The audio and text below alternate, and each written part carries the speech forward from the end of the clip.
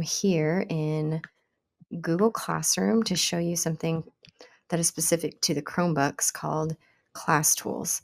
This is basically Google Classroom's way of creating and facilitating a lockdown browser. So when you log into a Chromebook, so this specifically has to be on a Chromebook, you'll see this Class Tools icon here at the bottom. So the example I'm going to use today is I'm going to have Joe's student go take an essay or a quiz outside of my room, maybe with student services, maybe it's during a non-conventional class time, or maybe I'm off campus, but I still want to monitor their session. So when you're in the Chromebook, you're going to click on Class Tools and it's going to pop up this pop-up window that says Start a New Session. There's really only two steps to this, adding students and resources. I'll go over captions and translations briefly, but we're going to go ahead and select our students. So I'm going to hit Add Students. And again, this talks to Google Classroom. So I'm going to be selecting one of my Google Classroom classes. So I'll select my graphic design 4th period. Now, if I wanted to do a class test and lock down their tabs, I could do all my students. But for this one, I'm going to just do little Joe student. I'm going to add, and then, oops, I accidentally added James. So if I do accidentally add students, or I hit all students and I decide, okay, I actually don't need all of them, you can just remove them here with the little X. Once you select your students, you're going to go back. You're going to see that your changes are saved because there's a little number next to students showing me that I have one student in this class tools session. Then I'm going to select my resources. So I'm going to add resources, and what you can add here is either classroom assignments, which is what I'm going to do today, open tabs, which is the tabs that you have open currently on your screen. So right now I only have Google Vids and Google Classroom open, so I could choose one of those. Or you can do links, so links to YouTube, specific websites, etc. For this one, again, I'm going to do classroom assignments.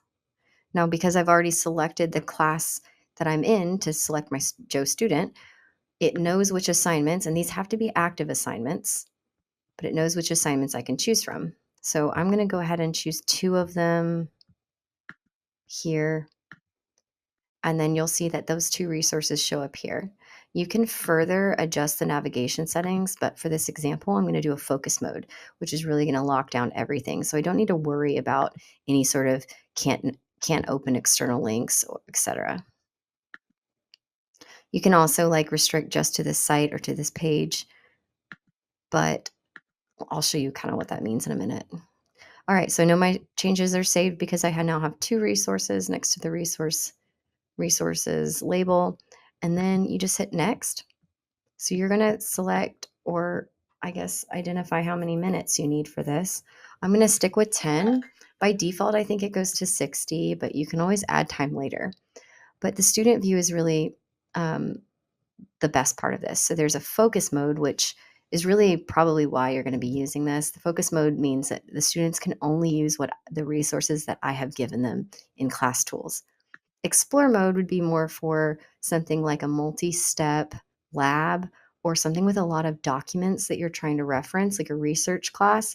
You could check out the Chromebook cart and let everybody use a Chromebook that day and send them all of their resources through different tabs and then kind of go through the tabs together. Maybe they're all documents that you guys are going to analyze, or they're just resources to support what you're doing that day.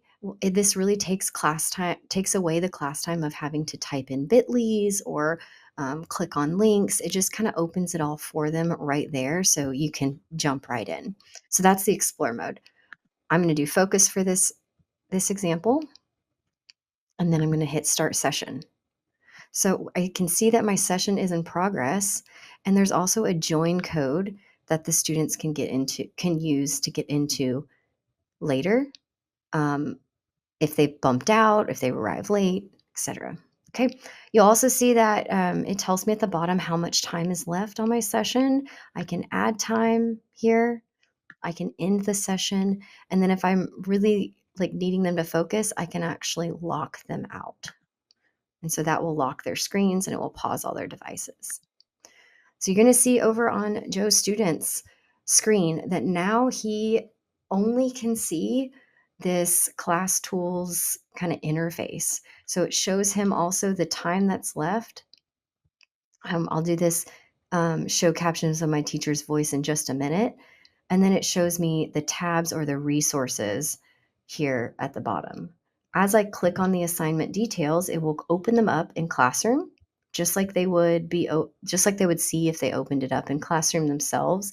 And then I can click on each of those resources to kind of deep dive into them. So let's say it's an essay and I have a doc. You could even just put docs.new or give them a template for it. Maybe you're using the AI Trust You extension, so it's a template with the AI usage policy at the top, and they're only going to be able to work on that. Okay, boom. Okay, when I jump back over to the home page, I'm going to still be able to see um, how many minutes are left. And now let's kind of talk about this captions of my teacher's voice thing. So back on the teacher screen, there's an option here for captions and translations. If I click on that, I can show captions on my screen, which means as I talk, you should be able to see the captions on my screen.